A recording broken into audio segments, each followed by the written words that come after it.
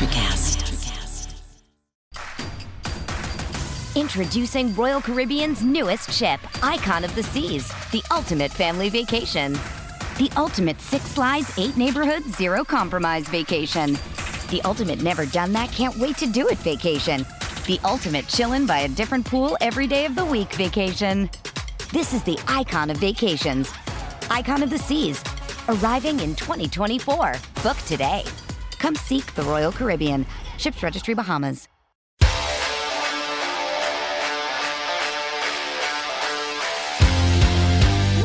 Welcome to Missing the Point. I am Rayshawn Buchanan with the basketball crew.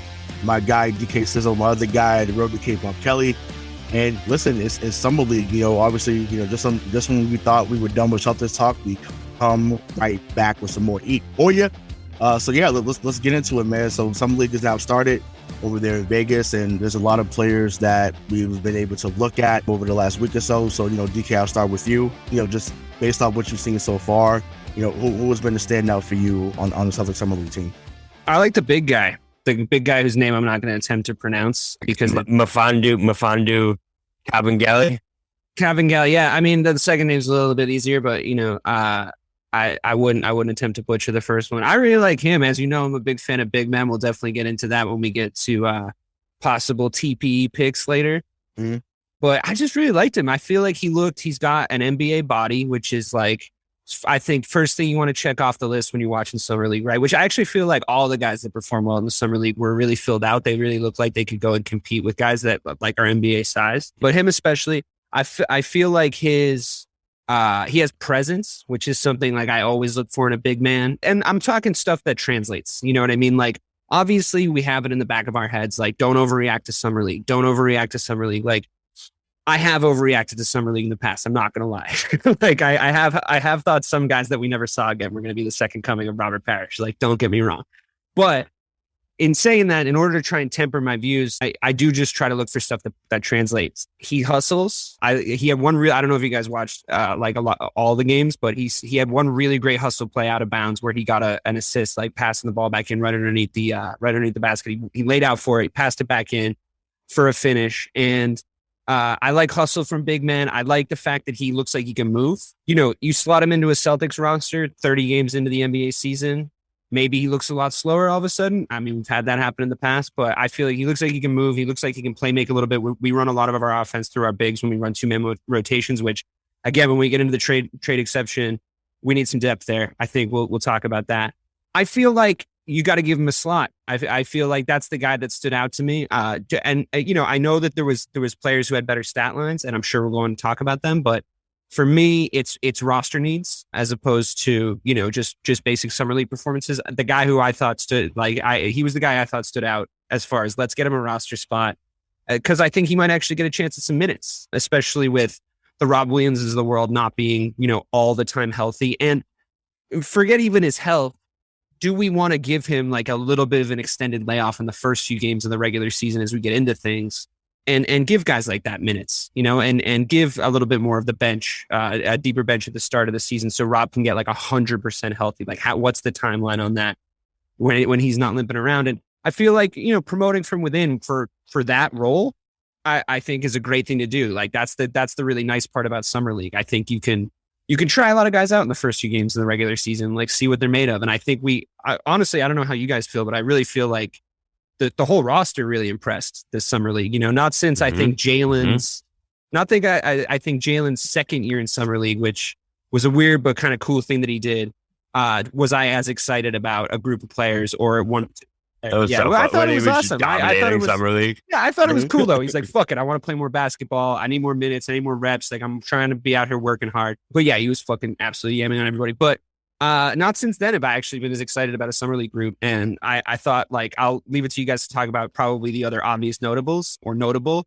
But I really enjoyed him, and especially with our needs of big men, and that's going to be the theme of my show today. So I don't know how you feel, but with Kabengele, what you notice most is that you do notice him. That's my biggest thing with the big presence, like I said. Right, with a big man, that's the number one thing that I always look for is how often do you disappear for 10 minutes? Because as a big man, you can't, in a stretch of a big game, when it comes down to it, you got to notice your 7-foot center out there. If you don't, that's a problem. Yeah. He definitely has that.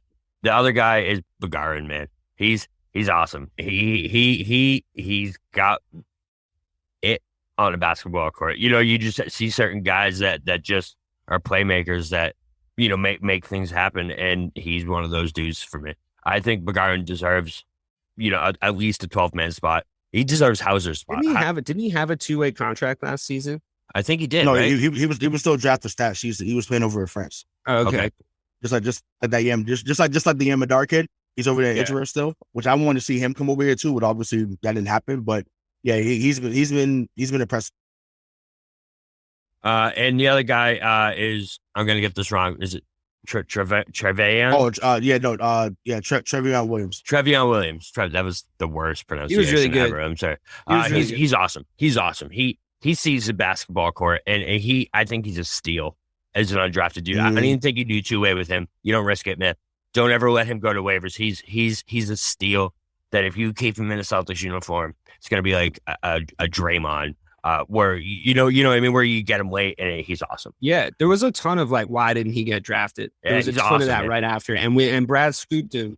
I texted about it in the group text. It was like Brad scooped him, and I was like, I wonder who this guy is. I didn't know a ton about him, and everything he read was like, what happened? What's the deal? Why did he go undrafted? I think it might have just been a weird phenomenon, and I think we might have capitalized on it. I really think it was a swoop. Well, no, I want to say we talked about it. It might have been me and Mike talked about it. We talked about him on the March Madness show. 100%. He came up on last year's March Madness show. 100%. I thought he was going to go in the first round. Is what people were saying. The reason why he may not. So I made this comparison, and maybe you guys are with me. You may disagree with us. Okay, he reminds me of Greg Monroe, right? Greg Monroe to me, and this is even before he got to Boston, but He moves like Greg Monroe. He's also a left-handed player, has good handles like Greg Monroe had as well when he came out of Georgetown. But Trevion Williams came out 10 years too late. And what I mean by that, obviously, he's you can't help when you're born, obviously. But I was going to say that the Greg Monroe comparison, not exactly a prototypical 2022 NBA.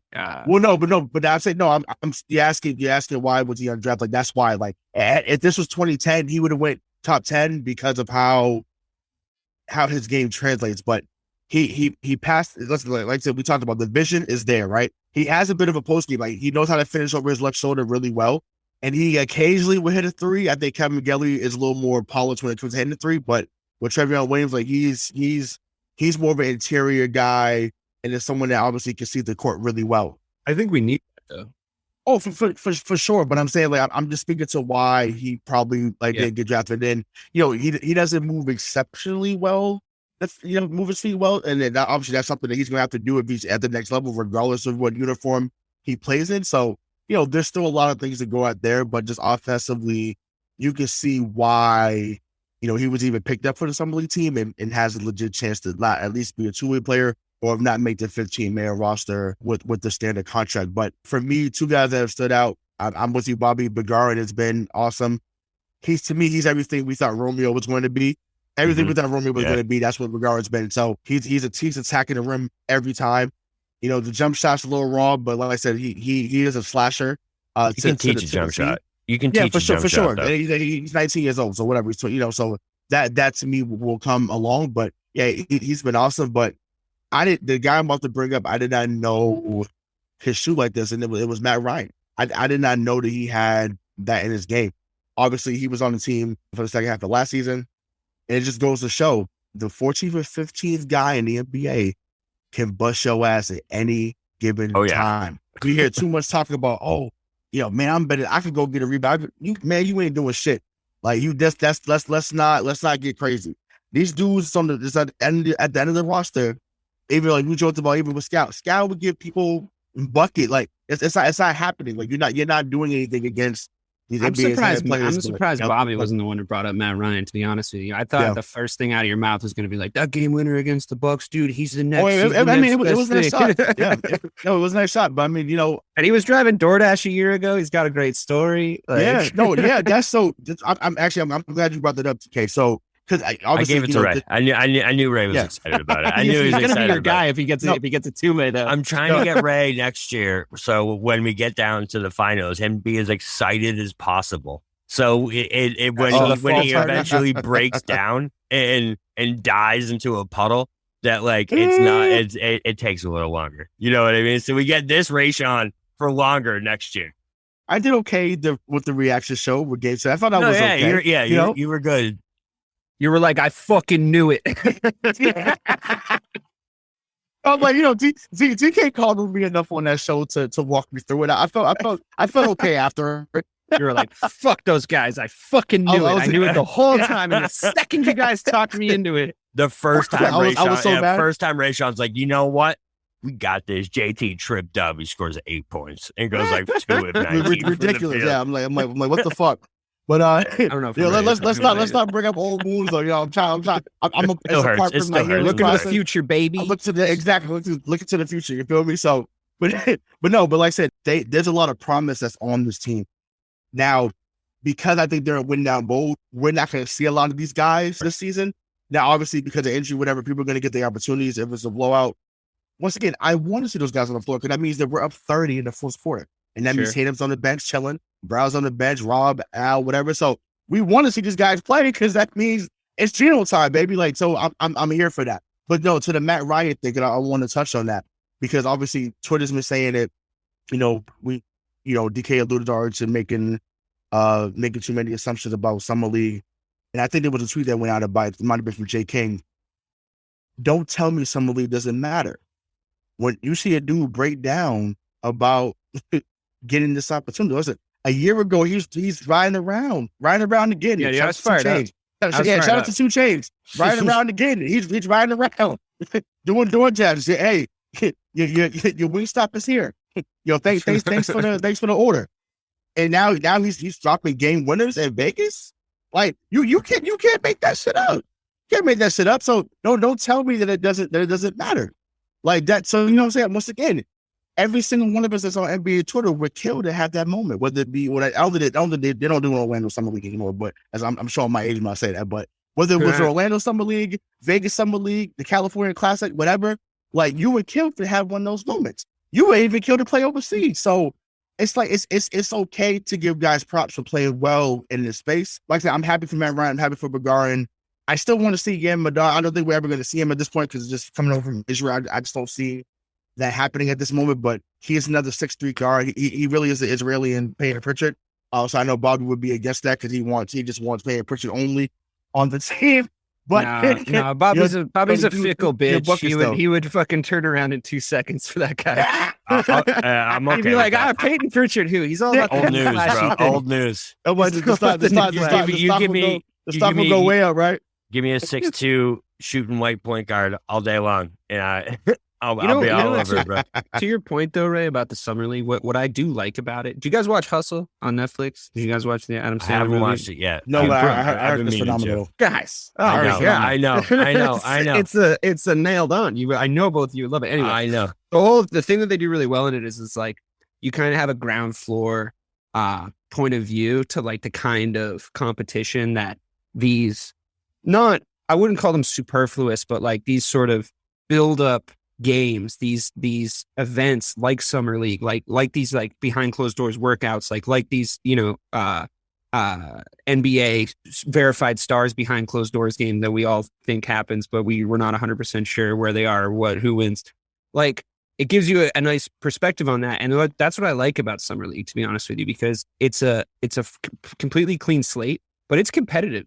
And you'd be able to tell if it wasn't, if it was, there's preseasons in other sports, most other sports that have preseasons that are not competitive. They're just not like that. Nobody really gives a shit. Most people are trying not to get injured before the season starts so they don't get cut before the deadline. I think Summer League, because people are watching, because the games are competitive, a lot of these guys can emerge. You know what I mean? I think it's a real platform. And with the depth of talent that the NBA has now, I mean, even, you're talking about Greg Monroe, 2010. the 50th best guy in the league in 2010 was nowhere close to as good as the 50th best guy in the league right now. So like the depth of talent, no, that's true.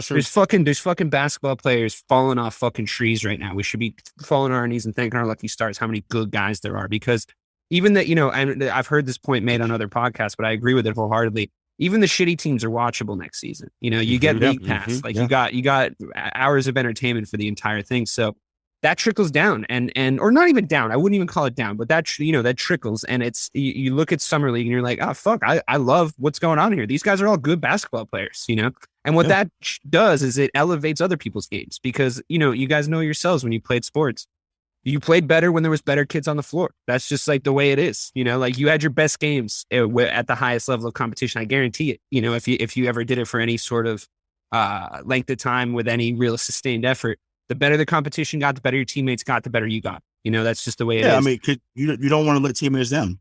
Yeah, for sure. If you know how to ball, you know how to ball, and like I think your games get elevated, and I think that's what we saw happen. Also, I'll button on this. What I love about the Celtics in summer league is we have a culture now. We have a culture. We have a game plan. We have a way that we play basketball, and always there was like the Celtics culture. Always there was this sort of like, this is who we are kind of thing as a franchise, but our DNA and our identity, because of how successful we were last season, how established Ime is now as quickly as he's come in, Brad's solidified himself as a GM. We're in a position where you got to play Celtics basketball if you want to get on the Celtics. Like you said, Ray, we're in win now mode. So if you want to get a contract, I mean, I think there's some slots for the big men, but some of the guards you're talking about, it's like, man, that we're deep. We're deep at guard. With Gallinari coming in, we're deep at wings. So you got to play Celtics basketball too. You can't just be like, oh, that guy's good, let's give him some fucking minutes, because like we suck. Nah, you got to be good. You got to be good, and you got to be good. You got to look like you can play in our system now, So it makes it even more interesting when you're watching these summer league games. Facts. And it's so speaking of, having to play Celtics ball to be in our system, obviously we're taping this on July 13th, and the trade player exception for Evan Fournier expires on July 18th, which is on Monday. So, Bobby, I'll start with you, man. Who was, obviously it's for $17.1 million. There's a lot of players that could have fit that are off the table, but there's still some that are available. So, who do they end up getting in your opinion? Who should they get in your opinion that could add to the culture here and not take anything away? So the top couple, top couple guys that were on my list are no longer available. Herder. Oh, you had Kevin Herder? I had Kevin Herder. Herder. Yeah, he was so annoying when he went to the Kings. I was pissed. Yeah. I was like, he's 7 feet, but I think he can play the three. It's wild. And listen, I don't mean to make it this, but like Boston fucking loves white guys that can shoot, and Boston, and they will fall in love with this dude. We love circus acts too. So right, he's a circus act that can play. He's Scalabrini, but he has game. You know what I mean? So like, come on, and the other one is kind of a name that kind of pisses me off because he's horrible to bet on, and I don't love his game at all. And Kyle Kuzma, he's my other guy that I feel like he could fit in. He plays great defense. He has his offensive struggles, but he can play defense, and I feel like what he does that is negative on the offensive side of the court, where he can kind of be a ball hog. And he thinks he's much better than he is at 3-point shooting, could be kind of negated on the Celtics, where we have all these other options. Like we have all these other guys that have that same trait. Well, he'd fit right in. But I mean, listen, the only other guy I can think of is KCP. I don't think they're going to use it. If I'm being perfectly honest, I don't think it's going to get used because it seems like they made those two moves, right? And right now what we're looking at is a big man.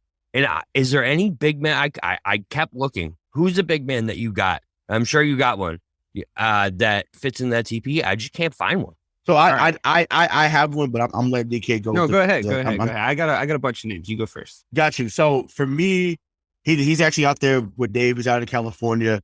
He's actually played for Sacramento. Rayshawn Holmes. How's that? Yeah, so that's so I should let you go first. Sorry, my bad. No. I love it. I love that we're on the same page. He's a one skill big man. He can actually play in the post. It's great. Yeah, he's an energy guy though. That's what I'm big on that. Like, he's an energy guy. 100%. He's not going to get 20 and 10. That's not his game. But can he get you 10 and 5? 20 minutes. Obviously, in 20 minutes, absolutely. Yeah. And he's expanded his game each year. So when he came into Philly, he wasn't really someone that can even shoot outside of maybe 15 feet. But now he can do that. And obviously, every big man in the league now has to at least have some type of jump shot. So yeah, energy, good defense. Like I remember meeting him when they came to Boston this year, and like he was cool.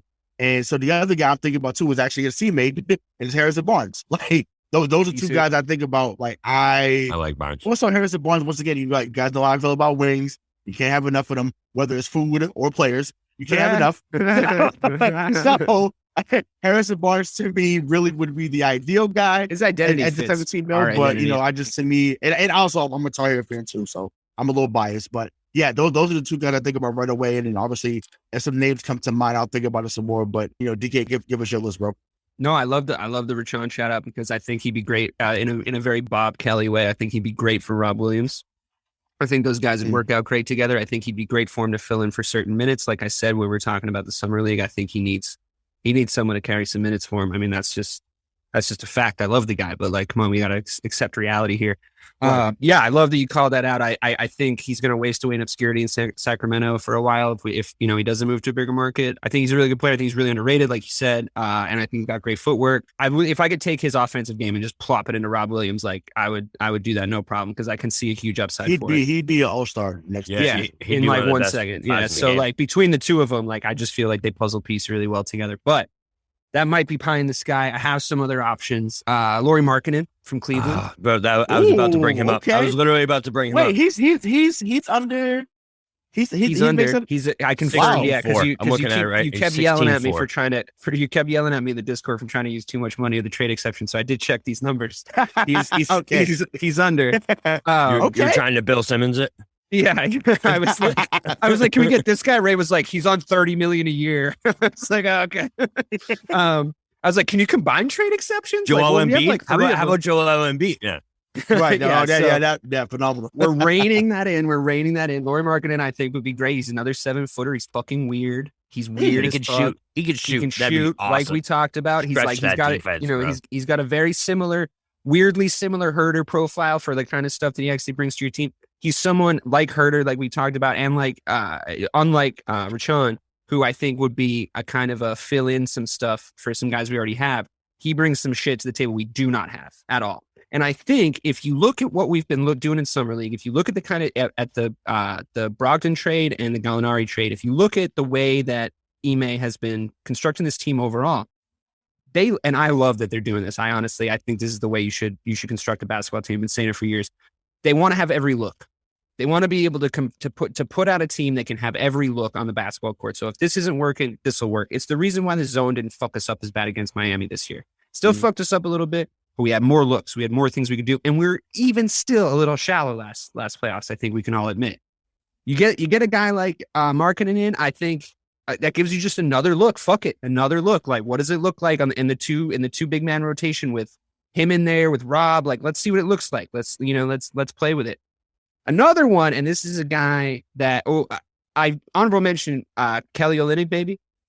Like, if any, I think he would be just like a Tice upgrade. I think like for that position, for those minutes, I think you would use those minutes with a little bit more quality. I think you could actually see him in the playoffs making a contribution. However, like it's that like kind of awkward, gangly forward thing that we were doing a few years ago that was kind of pissing me off. I know a great shout by you, Ray, for the trade exception we haven't talked about on the show is Jay Crowder. I think we could take him back for like $10 million. Mm-hmm. I think that'd be another good look. Like you said, we can never have enough wings. I never loved his movement, but he's a good shooter. So like we need that. And we really do need a spot up jump shooter, which is a conversation for another day. Right. So I got into not argument, but a discussion with someone on Twitter today about a couple more guys, and I want to see what y'all think about this. So what about Dwight Howard or Derek Favors? We literally made the exact noise. Getting an old big man has worked out for us in the past, I'll admit. No, but I'm glad both gave that one because Dwight, I can see why we had but Favors I'm okay. Favors, you're not looking for him to be what he was in Utah. You're not looking for that guy. because he was getting 16 to 10. You're not looking for that. I mean, granted, if he became that, hey, beautiful. We're back in the finals, and I'm holding the rope with the confetti falling. Possible. Who knows? But yeah, to me, that would be a better fit, or he would be a better fit than Dwight. But I can understand why people wouldn't want either. But go ahead, Bobby. Here's why I'd be okay with Favors is it would be he's been humbled. Okay, Derek Favors has been through the ringer of the NBA, where he came in as the third pick. He was third, right? Yeah. Yeah, third. Yep. In 2010. He came in as the third pick, and he was considered a bust for a few years. You know what I mean? He. How good was he in that year of 2K though, when you had to play like the rookies versus the sophomores, and you just couldn't do anything against him? Yeah, he was off. But he went from that to a bust to a role player. Then he went back to a starter, and then he became a valuable role player again. And I feel like a guy like that knows his identity in the NBA, and I feel like that's so important in today's NBA. So I actually love the Favors call. So with the TPE, do we have to match the salary as well, or is it just Yeah, you trade for their salary, but your TPE goes it away. doesn't have to match. So as long as it falls underneath 17.1, then you're good. So even if it's like 16.999, like you're good because it's under. And there's no minimum, right? It could be a guy that has like $2 million. Like that's where I was always confused about it. It could be a guy that has like a 2 mil, but we have 2 other TPs that are maxed out at like 5 and 6. So there'd be they're probably. I feel like they're probably not either. Well, because those they still have those, but they don't expire until February or something. Like February. So that might get used in a smaller deal just in case something doesn't work. Trade the TPE or whatever. Yeah, exactly. So that may not work. So I just think that and they get created once they send out salary. I believe so. Okay. So in that case, I have a name. One more. Okay. I'm sorry. Bertans. David Bertans. I know. Listen, I know. After last year, I know. I was 2 years ago. I was with you, but after last year, I don't know. He was better. He was better with Dallas, though.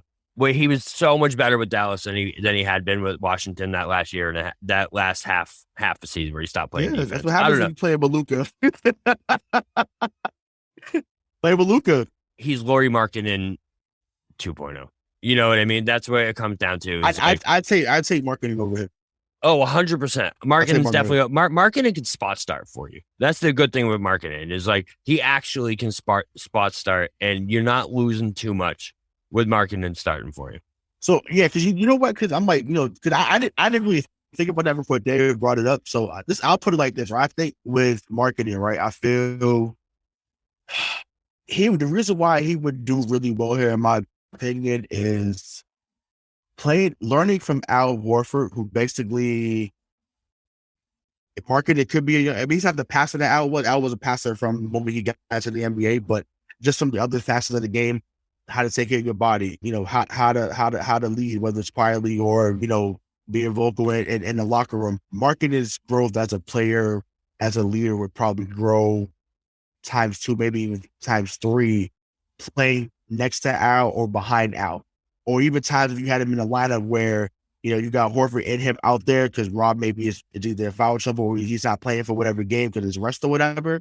Like, to have those guys when you can play 5 outs, and basically now you can have Tatum dive to the rim, Brown dive to the rim, and guys have to collapse. Then you kick out to the corner with a corner 3 now it's wide open. Ball game. I haven't said that term in a long time. That's ball. That is ball game. It's a wrap. It's a wrap. So that's what I'm thinking about. But once again, that has to happen. Every player cannot fit that we talked about. I said Markkanen fits that. Harrison Barnes fits that comparison. We need depth at that. If we're gonna run like that, though, we need depth because not every guy below the 5th guy is gonna be on every night to be able to hit those shots when they get those. You know what I mean? So your 6th man now is Brogdon, right? Which is that's a whole different conversation, but I feel like that's propaganda. That's what's being put out there, right? So propaganda. Sure, but he went on Wolves Park, which once again, that's a major platform. They talked about Brad. He just want to win. Yeah, no, I got. But he didn't have to say that Brad called his agent to him and said, "Hey, we want you to embrace that." He didn't have to say that. So the fact that he went out there and actually put that on wax and said, "Yo, this is what they're looking for us to do," like that. That's dope. He's such a crunch time guy, though. Yeah, but it doesn't mean he can't play crunch time. You got to. That's what counts. Start at times. Yeah, he's definitely going to start at times, but it's not something where we also talked about his minutes being limited because he's also injury prone. Yeah. So I don't want him playing 35 minutes a night. I'm sorry, I don't. I'm telling you that right now. You're gonna have to in the playoffs. No, of course, I'm saying, but to get there, I'm saying, if he's rolling, of course, let him cook. But if there's certain nights when you could get him 25 minutes a night, yo, cool, sit down. You did your job. Get in the ice bath, Malcolm. How he get ice bath, exactly. But I'm like, bro, of course, if you want the ending line to be smart, Tatum, Brown, and then Rob, of course. But it's gonna be nice when you need Allen Rob out there because of the size. I love that five. I love that five. Yeah, no, it's great. It's beautiful. It's beautiful. They're making them so Brogdon makes interchangeable. Yeah, this is such a quick pivot. Looks. I love it. This is what about I live. Looks, man. This is what I live for. But yeah, exactly. No matter who gets thrown at the Celtics, they have a lineup for them. You know what I mean? I saw something today that said the Celtics are really excited for their small ball prospects, and we could even see Gallinari at the 5 a few times next year. And the Celtics try and run out a death lineup where all 5 can just bang on you from 3 at all times, and that excites me so much. I love the idea, and that's the first time I've even heard that. I love that idea because I'll tell you something, Celtics fans. I don't know how much of a only watch the Celtics fan base you are, but if you're looking for Gallinari to come in and do the same kind of defensive shit that you see other players in the team do, and you're looking for him to do the same. Yeah, he's not that guy. Running is not what he does. Okay, he doesn't. But he's super crafty. He winds up in spots that are like crazy open that you don't really know how he got there. He moves around the court super well. Him at the 5 is fucking lethal. It's lethal if you're not getting like absolutely fucking destroyed in the paint if you're running it right. Right, but especially with the pick and pop, right? That's what I mean. Yeah, so dude, that's so good. Honestly, you know who's gonna benefit from playing with him is actually Marcus Smart. Oh, I thought you were gonna say Jaylen Brown. Well, maybe no. I'm saying, but I'm just because Jaylen Brown to can me dribble too. He can dribble, by the way. But he's got spots. Is the thing. He's got spots. Jaylen Brown will get more shots at the rim. I believe that, but I'm saying, just from a playmaker standpoint, I think when Smart drives, because Smart's best pass is when he drives and he kicks it back out here 3. Like he's mastered that. So I think seeing Gallo at the 3 when they're out there together, and he can shoot from 30. But we've seen it. He's done it against us. If you if Celtics look back at the tape a couple years ago, the man had 9 threes on us in Atlanta. But that's my whole point. It's ridiculous. That's my whole point with these pickups, right? Is that like the kind of looks that, we can, like Bobby just said, we can take looks that get thrown at us. The fucking looks we can throw at other people is unbelievable. Like I forget if it was Brogdon or Gallinari in the presser. Shout out to Jared Weiss. Good questions, by the way. We're a friend of the pod. Heard his good questions getting thrown at the two of them. One of them was like, I think it was Brogdon. He was like, I'm like the 3rd or 4th guy, like offensive option. Like you're fucked. He's like, you got to deal with Jason Tatum, and then you got. I'm paraphrasing. That's how Dave Clarke would say it. I don't know how Brogdon said it. But he's like, you got to worry about Jason Tatum. Then you got to worry about Jaylen Brown. Then you got to worry about this guy. Then you got to worry about this guy. Then you got to worry about this guy. It's like Gallinari is just going to pick his fucking spots in an ideal world. I'm very excited to watch these two guys come in and contribute. I really am. It's a lot like what we thought the Celtics with Kyrie and Hayward were going to be, where we just had such a plethora of wealth, except these guys know their roles, and there's clear like tiers of like where you're at, and like they're coming here to win a ship and fit into the culture rather than trying to build around like a superstar. It's very exciting. We gave up nothing for him too. Listen, Celtics fans, I don't think you guys Gallinari kind of got overshadowed by Brogdon a lot after we got him. Gallinari is such a good pickup for this team. Huge. We lost that finals because we had no wing depth. Tatum 100%. Was gassed. Brown was gassed. They were playing 43 minutes a game.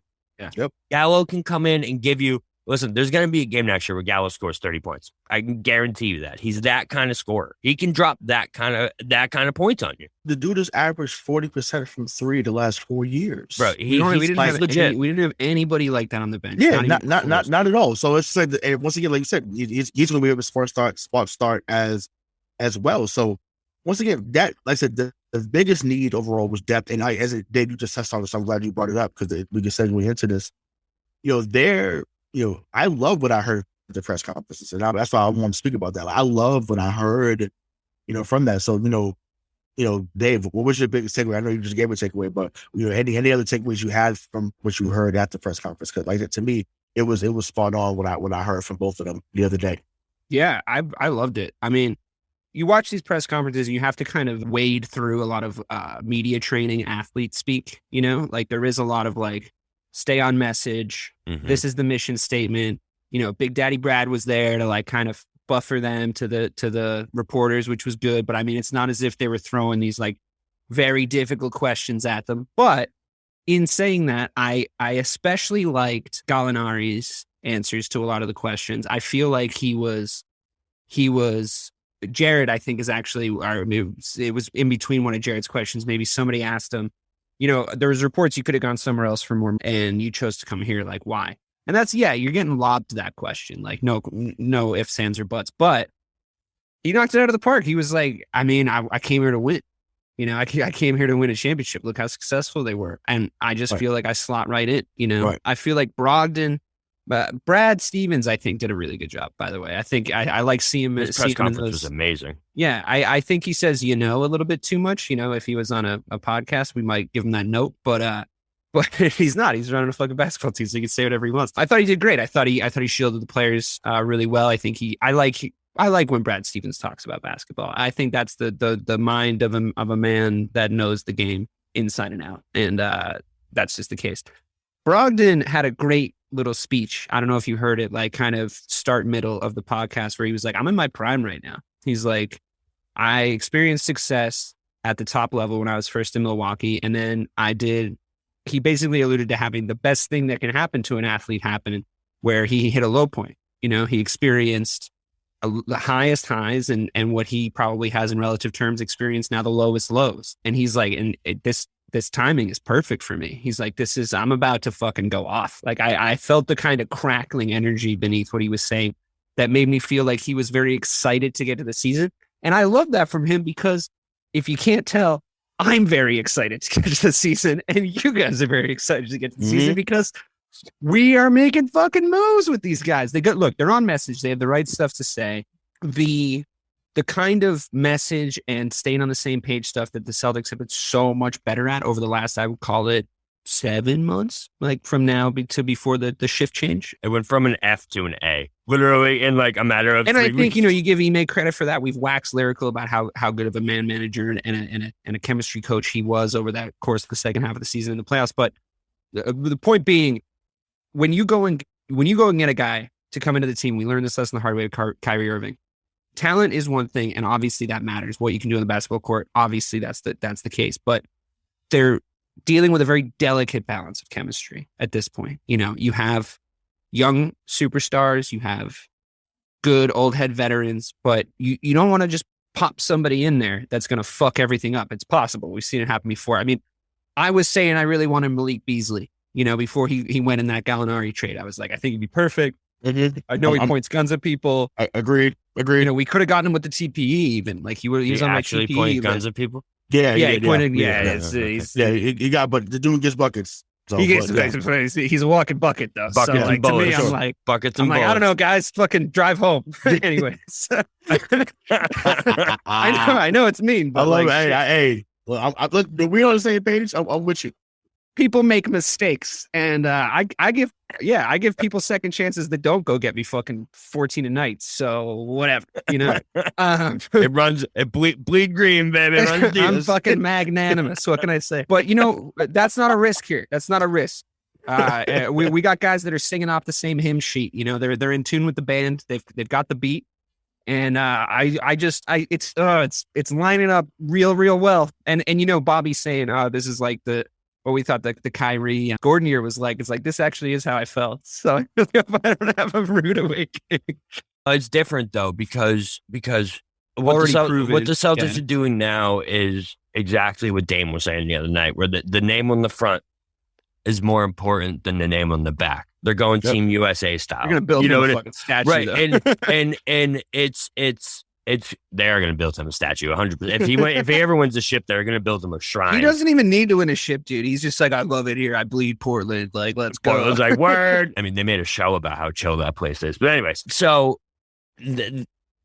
So right now what's happening in basketball with the player empowerment, you know what I mean? Everyone's making their own moves, this and that. The Celtics are doing something different where they're not trying. I don't think they would ever go get Kevin Durant. Like, that's why I always thought those conversations were just stupid. And like, you know, yes, it's great to fantasize about. It'd be amazing if he was on this team. The Celtics are not about to give someone like KD, who has that veteran presence, who has that league respect, who has all that, the wheels, the keys to the fucking house. You know what I mean? That's just not who they are right now. They are a culture-based franchise. They're trying to model it after the Heat. With that Heat culture, they're trying to have Celtic culture. Or the Spurs. Right, or the Spurs, right. Exactly. So Spurs, yeah, I guess it is Spurs, yeah. But no, but he's not. I mean, he was a good example. I wasn't saying it is Spurs is more a directly relatable example. Sorry, but you know what I get going is my brain. No, I love it. No, I didn't know that. That's exactly what we're doing though. It's going towards that kind of culture atmosphere rather than that player empowerment atmosphere, which is I'm all for, man, because the player empowerment thing just pisses me off, and I think it ruins franchises. So I'm so happy we're not giving into that. We never have.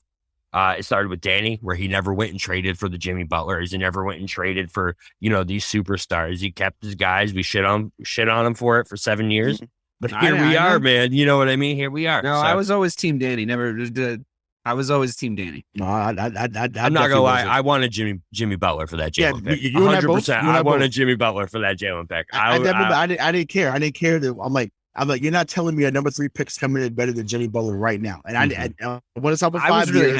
I was really happy with the Jaylen Brown pick. I really liked McCall.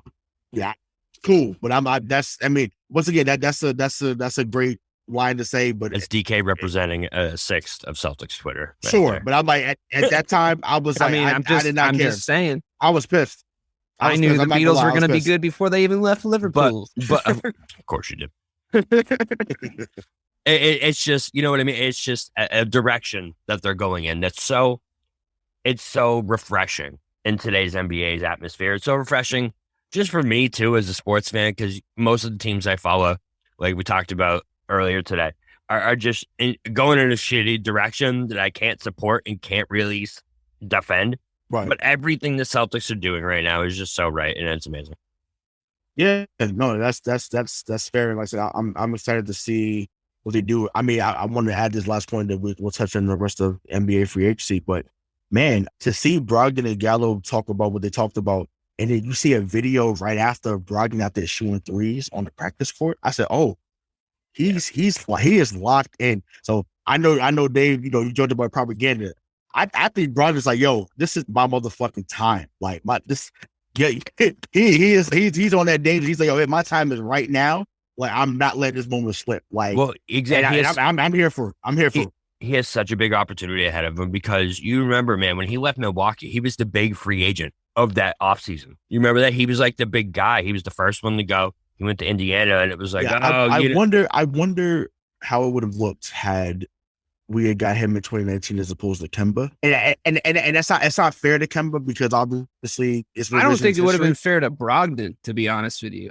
Well, no, but I mean, to replace Kyrie, someone that would have been defensively minded, he would have been, because you would have had him starting, right? Because Smart was still coming off the bench. Right. Marcus Smart was starting, so it would have been Brogdon, JB. It might have been better because Brogdon's younger.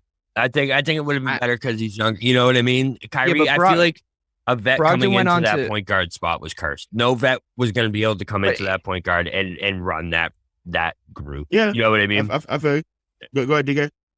Brogdon went through what he went through, you know, health-wise. I feel like those injuries were going to happen. And I feel like whoever came into that, like, we put so much pressure on Kemba. Like, so much. He came in and we were like, you gotta be as good as Kyrie, but be nice also. Like, that's what everybody was basically saying.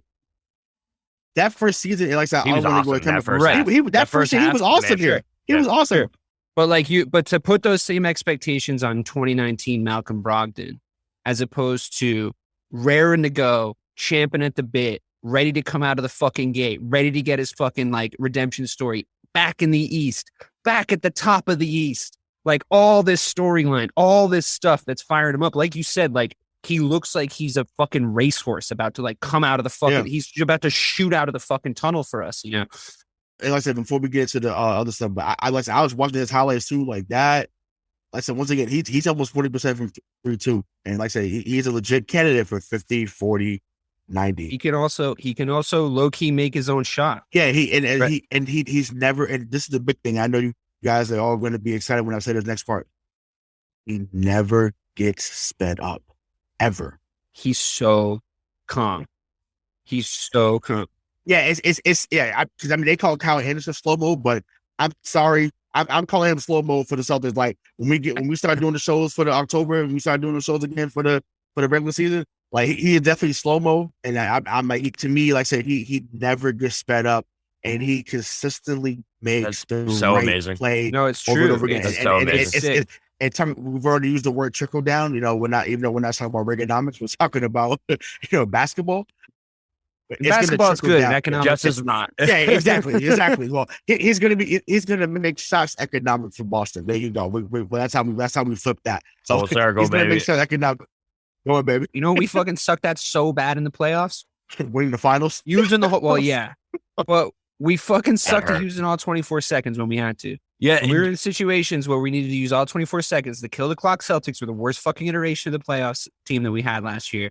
Yep. Everybody knows it. Malcolm Brogdon, I mean, just if you don't really know his game and you're listening to this, I'm not saying he's as good at this, but stylistically, I don't know if you remember Rajon Rondo, just like also a man that could not get sped up. when he just sat there, and Very dribbled different games. Like obviously Malcolm Brogdon, I feel like he's going to dribble more. I feel like he's going to move a little bit more. I feel like he watches the court a little bit better. But you're absolutely right about him not getting sped up. Like, were we doing Sunday Night Sports Wrap when I had my whole like Rajon Rondo's greedy for assists? Like just so Probably. mad at Rajon Rondo because it's Yeah. like it's like, dude, you make the first pass. You don't have to make the last pass every single fucking time. What I like about Malcolm Brogdon is he actually has that hockey assist thing in him too. Where he can make a little space. He can be the guy who passes the ball. Everyone knows that passes the ball to the guy who passes the ball to the guy who scores, right? And I feel like to be like, I guess my point is don't be alarmed by some of his box scores on some nights because he's a guy who can move into space, be in the place. He's good off the ball too. He can move around a little bit off the ball. And like you said, he's got almost 40%. And I think that shooting percentage is only going to benefit from the fact that he's going to have more space because he's around better guys. Yeah, I was just saying the slowdown thing is so key because if you remember Game 6, Game 7, or Game 6, I wish it was 7. Game 5, Game 6. Yeah, I remember it. The most frustrating part was their inability to, in big possessions, take a step back and realize that this is a big fucking possession and you need to concentrate and do your shit.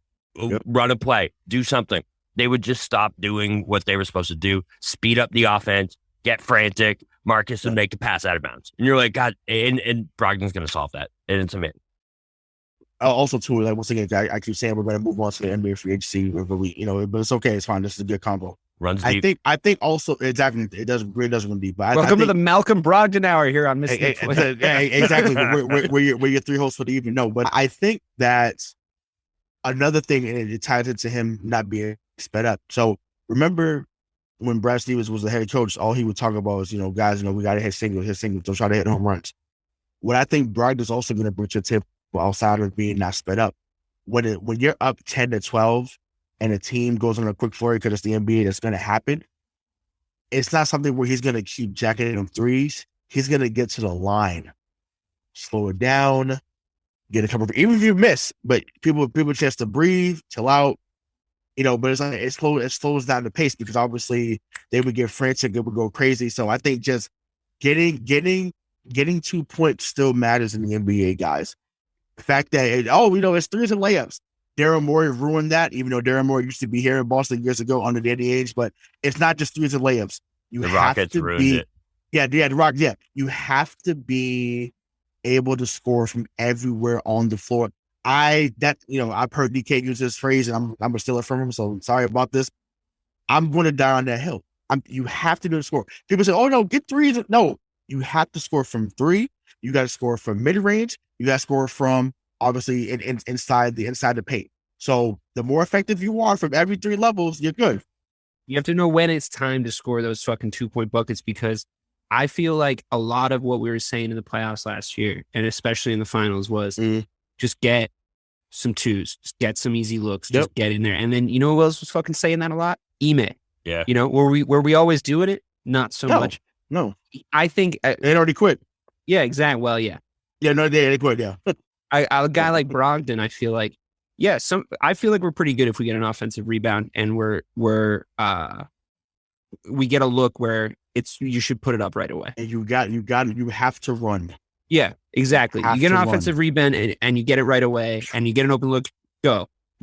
I think Brogdon, if the offensive rebound comes down and it gets in his hands within the first 4 seconds of that 14-second clock, I want that more than it being in Marcus Smart's hands in that exact situation, if that makes sense.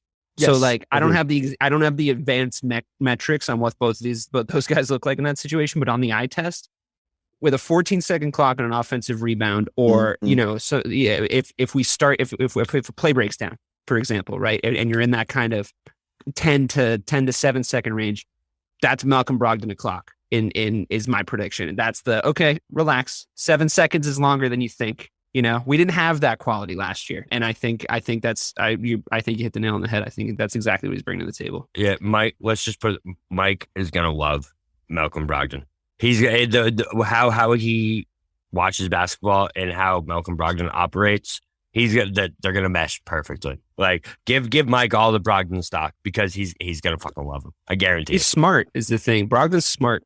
You know, he's got a high basketball IQ, and I think, as much as I love our guys, I think that there was some lapses in that department in big moments in the finals. I mean, I'm not here to shit on them because they made it to the finals and I think they did it really well. But if you want to go back and you want to make another playoff run and you want to get to the finals again, you're going to have to go through the Milwaukee Bucks again, and they're going to probably have Chris Middleton healthy. So if you don't add some depth and you don't add some new looks, especially at the wing, you're not going to get past them. So I'm glad that we upgraded because we had to still be competitive.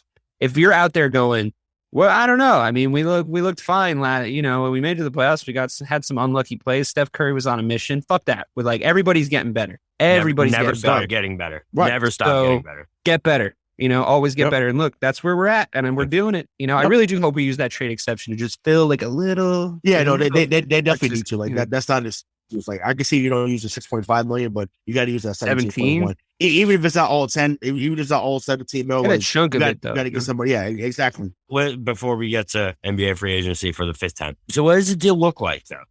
That's what I'm curious about. Is who do we move that has salary that won't I don't want to take away from that rotation. Don't want to take away from the rotation. You don't have to necessarily move a player. What happens is, even though they're able to take in that player, it adds to the salary cap. So it pushes them closer to the luxury tax if they don't, return the player, but they can still take them in without going over.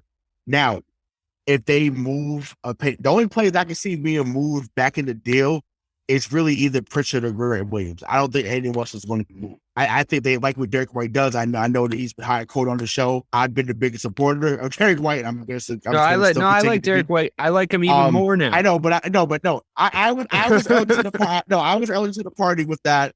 You guys hit I was late to the party with jumping on the bandwagon completely with y'all.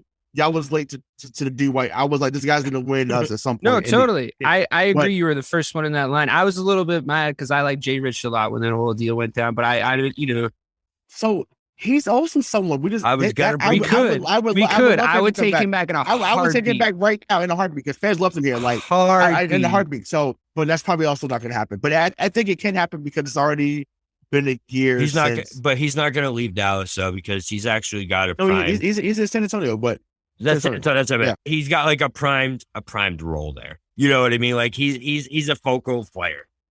Well, he was almost like Mr. Celtic, dude. Like he is a couple years away from. We did love him. He became a fan favorite pretty quickly. I'm not gonna lie, but I mean, then again, but I get it. San Antonio. I know Lonnie Walker's gone now. Keldon Johnson's really good. And once again, that's a pipe dream. I know they're not going to trade him here, but Keldon Johnson here would be really good. I'm just saying, but I want to get people excited. But he's another guy. Obviously, they're still waiting on Romeo to come down there. So yeah, maybe he does become a veteran leader down there. But Jakob Poeltl is also someone that's been brought up in something trade, but he only has 1 year left on the deal, so they may not do that. But can I give you one more? Sure. guy who's been in big playoff minutes. I think he has a ring. Jordan Clarkson. I know it's another guard. We don't need many guards, but he's a positionless guard. He's a big guard. You maybe fit him in a small ball 3.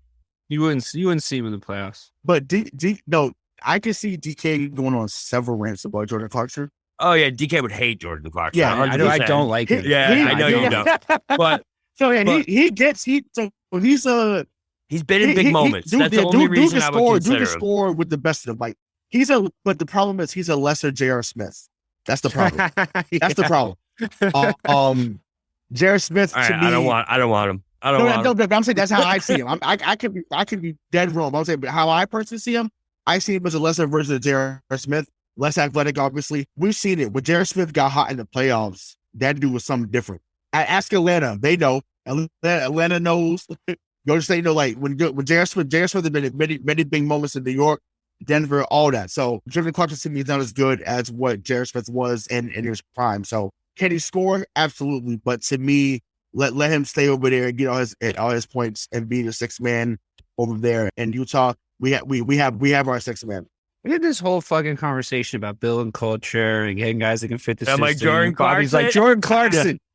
I brought the conversation. I don't think he's a bad teammate. I don't think he's someone that, you know what I'm saying. I'm not saying he's a bad team. I'm not saying he's a bad teammate. He just doesn't fit the profile, you know? Yeah, no, not at all. I mean, and then again, some people may fall in line because they know it is a championship team, but who knows? But let's finally get into the rest of the NBA. So we've been dipping in and out of that. But so yeah, we've had a lot of trades. We've had a lot of crazy money going around. So Bobby, I'll start with you.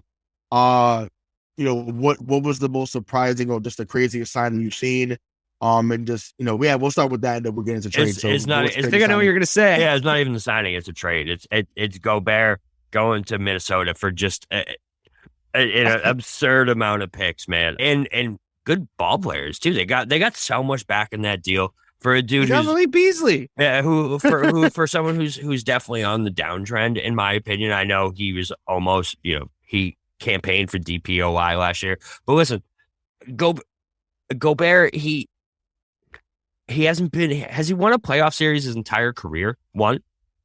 I don't think he's won one playoff. He's ever been out of the first round. I don't think. No. He's been there since he got drafted there. He got drafted there in 2013. So yeah, they went to the ECF 1 year. Then they made a run. Yeah, because Gordon Hayward was there. His teammate for one. So they've been in the. Utah is the Green Bay Packers of the NBA. They're going to consistently get to the playoffs, but then they leave out early. Right, and Gobert showing and being able to be played off the court was a big part of that the last 2-3 years. And the Minnesota Timberwolves just tied a bandwagon. I think they gave up 5 years of draft picks. 5 draft picks, first round draft picks, and a trade swap in there, or a pick swap in there. I mean, at one point, and Malik Beasley. I mean, and Jared Vanderbilt, and God! And it's not what blows my mind the most about this deal is the Timberwolves are the Timberwolves, guys. You're not the Celtics. You're not the Lakers. You're not the Heat. You're not a team who's got to be picking in the late 20s. It's possible that this entire thing blows up, right? Cat wants out. They have to trade Gobert again, and all of a sudden, 3 of those 5 top first round picks, unprotected, are top 10 picks. It's such an insane amount of capital to give up for someone that literally gets played off in crunch time. He gets played off the court. I love Gobert, what he does on defense, but you got to have a little offensive game, and he has nothing. And you could rest assured, Danny Ainge is banking on that. Oh, bro, Danny came in there. He could have dwindled.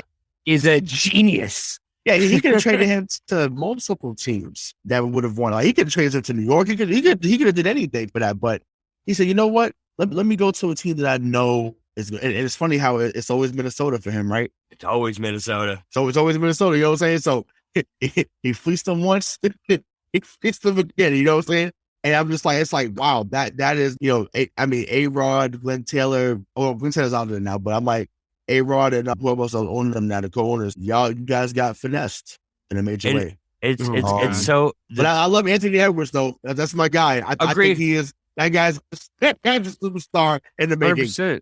He's a killer. But yeah, so what's so funny is like the Timberwolves of all teams are the ones who are like, I love all the 3-point, love all the small ball, I love the way the NBA is going. We're not doing it. We're going the other way. We're the smart ones. We're going 2 bigs, baby. Let's go. And it's like, guys, what are you doing? What are you doing? They're going. Here's the thing. I'll go on record. I'll go on record right here. I mean, we'll always have this recording. They just crippled their fucking franchise. They crippled their franchise for the next 10 years. At the end of the day, if you give up that much, there should be, if there's a GM handbook, on the very first page of the GM handbook, it should say, could be called, page 1 should be called the Rudy Gobert trade. Okay. And it should be, if you're going to give up X, it doesn't matter what you get in return. Your team has to become Y. If you're going to give up all the shit that they just gave up, you better become a top 3 team.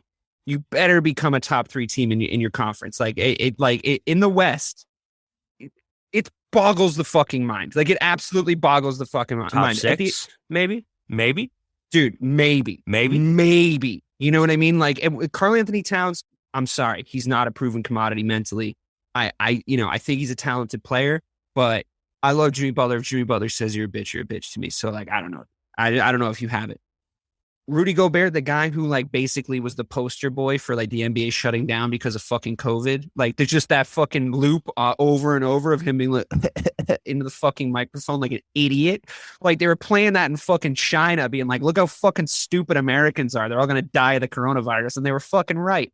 At the end of the day, Rudy Gobert doesn't make you a top 3 team. He just doesn't. I mean, I think he's a good player. Like you said, he does great things on defense. Danny Ainge is a fucking genius. He's a genius. I love him. I love that this is the best trade for a team I've seen since we got all those Brooklyn picks. Crazy. Yeah. I mean, that's it. But at least that Brooklyn deal made the Nets almost a favorite going into that. Remember they were like, oh, the Nets are they have Jerome Williams, KG, they have Paul Pierce now. They had Brooke and their Lopez owner was like, I don't give a shit about paying the luxury tax. They became the 97 Houston Rockets. Right. It boosted them. Yeah, for sure. This deal doesn't and then LeBron came in there and beat a bit fun.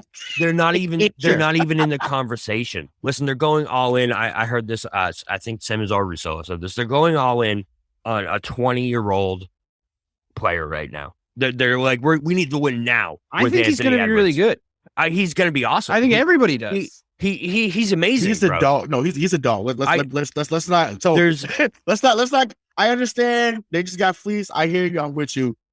Number 5, that dude is something different. I get I'm telling you, 100%. But you can't. You got to build around him. You can't give up the future for what you can build. Look what we did with Tatum and Brown. We built a team around these dudes. You know what I mean? With picks, with good moves, with things like that. You just crippled and handicapped yourself for years to come. You can't make another trade and trade a first round pick. You can't do these things to bring a guy in around Edwards, man. 100%. It's crazy. If Danny Ainge is the GM and for the T-Wolves, that's what he does. That's the thing. He's nowhere near a fucking deal like this because he's looking at fucking he probably would have dealt Cat.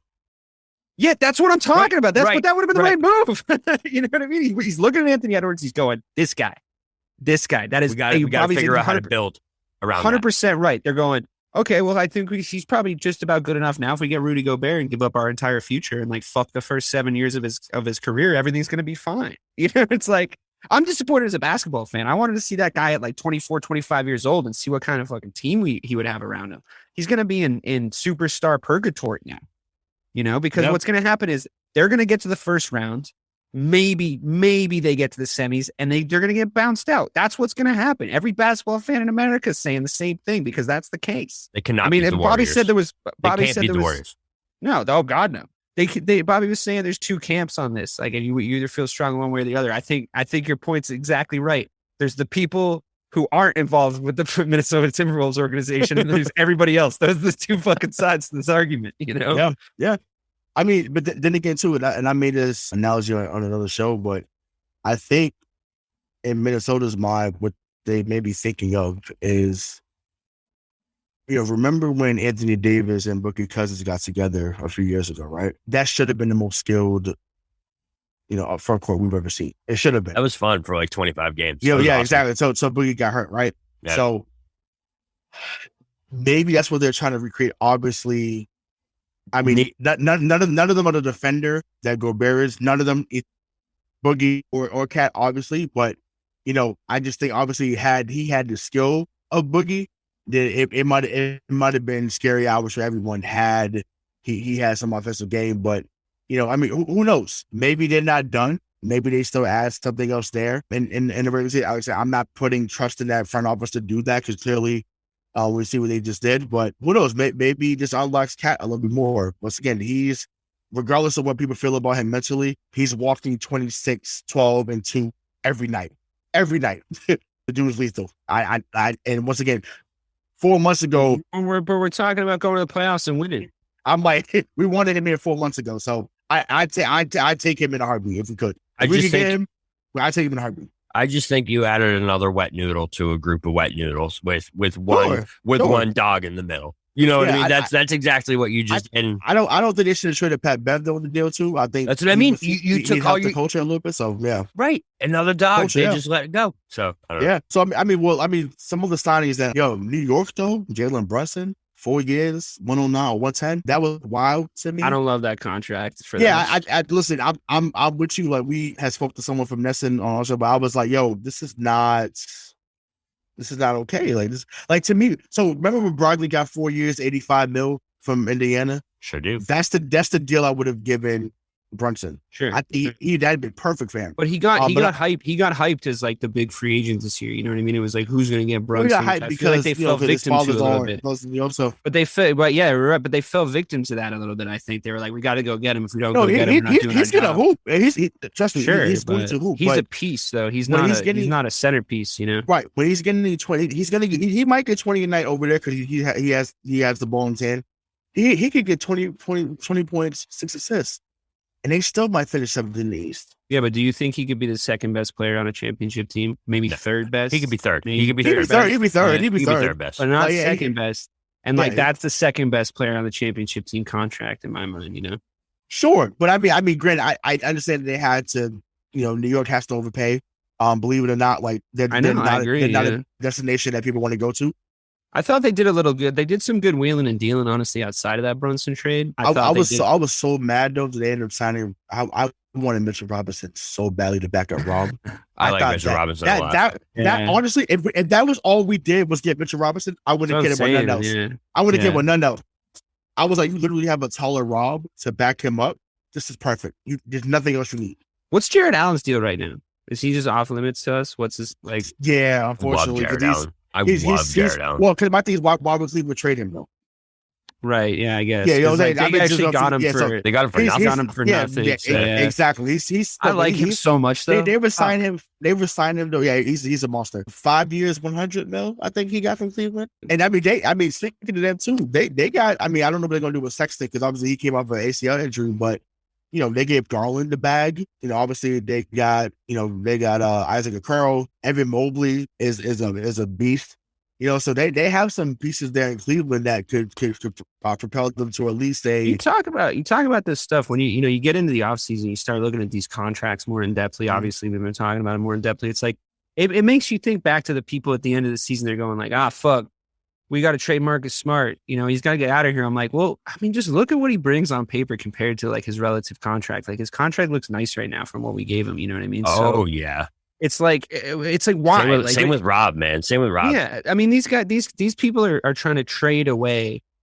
Like you have to not just look at what they do, which I actually am fine with what Marcus Smart does. But yeah, can't just look at what they do. It's the value that they have to the team. It's like, he's playing like a guy that gets paid probably 10 more million a year than he actually is getting paid, if we're being honest. So you got to look at the value, I mean, if you're the Cavs and you have no shot of even maybe getting through a play-in, you got to look at the value of your contracts. You got to look at your future. If you're the Celtics, you got to look at the value of your contracts. So yeah, I mean, it makes sense. Like it makes sense to sort of pay attention to this stuff.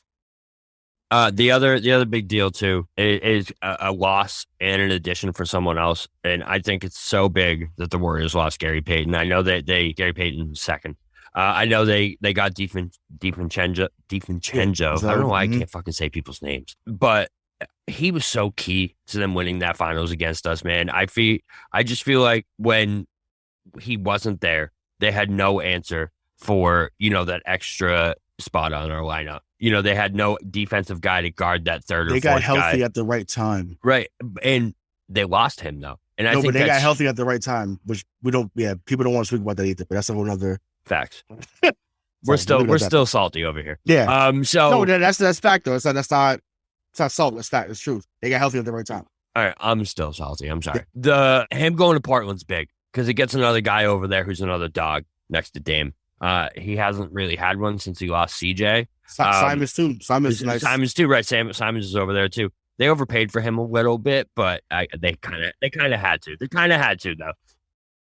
Exactly, but I feel like he's taking leaps big every time. year she's been. So I think that was a projection payment. That was like, okay, we're going to project that he becomes CJ 2.0 because that's what they're banking on him to be. He's only 22, 23 years old, so I think that's fine. I like Isaiah Little. Once again, that's a UNC guy. I'm biased. I think Isaiah Little's going to be good for them next year. They messed up by trading Gary Trent Jr. last year or 2 years ago. I think he was also someone that was a dog for them in the bubble, and I think they gave up on him too early. So yeah, that's that. But yeah, Gary Payton II for sure is going to be a good side. He got the bag. I know they also lost Otto Porter. He went to Toronto. So that's another team that may make some deals too. Because I think they may look to move OG Anunoby, and if he's on the market, he moves to the top of the list too as a TP guy. But I don't want to get back into that. Gave that time earlier, but I'm like Zach LaVine, 5 years, 215. That was overpaid to me as well. Another one they had to. You had to do it. I think anybody else they got to make you bad. There's a lot of these though, isn't there? There's a lot of these like, you have to. You got to do it. But do you know? Because what do they do if they leave though? What do you do if they then they're just fucked? Yeah, but it's like you're not winning with that guy, right? Anyway. Unless you're 100% sure he's going to take you to a championship. Fuck it. But at the same time, it's not like you do trades anymore where it's a star for a star. That just doesn't happen. If you're going to trade a guy like Zach LaVine, you're going to get 4 first-round picks back and have to rebuild from the top. And the Bulls are not in any position to rebuild at this point. You know what I mean? They're just not. I mean, that's when you get the money to DeRozan, you got Vucevic. I get that part. But even, we just speak about this. I said we need to wrap something. We're running on time. But how did I feel about Zion getting his 231 though? How did I feel about that? I mean, he's still kind of like an unproven commodity as far as if his body's gonna hold up. But he looks pretty fucking fit. He looks pretty in shape. Facts. And what I will say about, paying a guy like Zion as opposed to paying a guy like LaVine is like he's box office, So just from like a business standpoint, it's like, I don't know, dude. Like if you're the Pelicans, like, do you even really need to win a championship or do you just need to sell some fucking Zion jerseys? Like, is that the dirty little secret of the fucking Pelicans organization? You know what I mean? Like they're a fucking Saints town, So I don't know. They're just the third. Like the Saints aren't even number one. It is LSU. Then the Saints, then it's the Pelicans. Like they're not even. And when I say they're just the third, like what's that song from Marvin Gaye? Distant lovers. Like they're a distant lover. They are way down on the totem pole. It's not even close. That's funny. But yeah, I'll tell you this. I try. if the Pelicans had to make a decision right now and pick between Zion and Ingram just brought them to the playoffs, had a great season, great 2 years. They still pick Zion. Zion's, like DK just said, he's box office. So he sells you tickets. Ingram been on the court, though. Right, but he... 24, 5, and 6. They're just going to sell that upside all night and day. I think Ingram probably is out of there within He's 24. It's not like he's 30. He's 24 but years old, He's not Zion, though. Not Zion. So I agree. 24, 5, and 6, man. I completely agree. But I'm just telling you what the Pelicans are thinking, and like that deal, they have to do that because if you don't, Zion's going. That's dangerous. You got to do it. Sure, but that's dangerous. So 24, 5, and 6. Listen, with a healthy team, they might have beat Phoenix, bro. Like that. That's how they was giving Phoenix Zion fits, into that team. That's what I'm saying. They would have given Phoenix fits. Yeah. They was giving Phoenix fits. So I think to me, and once again, I'm not a Brandon Ingram guy. So the fact that I'm supporting him openly on this, I'm not a Brandon Ingram guy. Could I be he's better than Jimmy? He says no, like he's gotten better since he left LA, obviously, but he wasn't better than Brown or Tatum. Maybe he might have just took that lead now to say he's on that same level as maybe Brown, but he's not better than Tatum, in my opinion. But I just think for their team, he became their best playmaker this year. He became their best defender at times. So yeah, I'm sorry. I'm giving him as much praise as I was Zion. He's been there. He's the one that got him into the playoffs, not Zion. He was the one out there playing every night. That's just how I roll. I once again, I get. I agree. Box office thing, I get it. I'm giving guys flowers that fucking show up and play. Brandon Ingram was out. Once again, I'm not a Brandon Ingram supporter, but the dude, I give credit where it's due. Dude was out there giving everyone business on a regular basis. But he's sleepy. He's laid back. That's why he'll never be in that conversation because he's super laid back. That's why they call him Baby KD. He don't want to do nothing. He just want to hoop. That's all he want to do is just hoop. Yeah. All he want to do is hoop. I can guarantee you, they're both up for contract. They can only afford one. They're picking Zion. Well, 100%. Ingram already got his. Yeah, you got it last year. Yeah, so they're good. So, but I mean, like I said, we can leave it at that. Let's anything else we want to add, but I know we're long on time. So, only thing I want to add is KD might not get traded specifically because of that Gobert trade. That might be the reason why he doesn't get traded. I don't know if he's going to get traded anyway, to be honest with you. But that's like asking the for fucking crazy. That's like the packages. stake in they were asking for like 96 Bulls to come back like that. That's ridiculous. Like it's wild. It's a joke. They wanted LeBron and AD. Yeah, like come on, suck my dick. Like that's not happening. Like that's the, right. Like if I'm Joe Leo, suck my dick. Like that's not working. So on that note, we would that would do it for Missing the Point. I am Rayshawn Buchanan with the real BK Bob Kelly and DK Sizzle. Until next time, we'll see you. We love you. Peace. Miles, are you ready to record our promo for Season 2 of the Wanna Bet podcast? David, have you ever seen a grown man naked? Miles, we're not here to quote lines from Airplane. We're here to tell people that Season 2 starts August 18th. But I like Airplane. I know you do, but Wanna Bet is a sports betting podcast. Each week we bet $1,000 on the NFL teams and games that we love. Well, that sounds like fun. It is fun. And last year you picked over 60% of your games correctly. How'd you do? We're not talking about that. We are telling people that they can find us every Friday. So no more movie quotes. Roger. Electricast. Welcome to the Reverie Channel, where entertainment knows no bounds. Live concerts, on-demand music, documentaries, and short films, all in stunning HD. Now on Roku TV, Apple TV, and Amazon Fire. Immerse yourself from home. And on Android and iOS for those on the move. Support creators with crowdfunding donations. Fuel their creativity. Join us in shaping entertainment's future. The Reverie Channel, where every view, every donation matters. Electricast.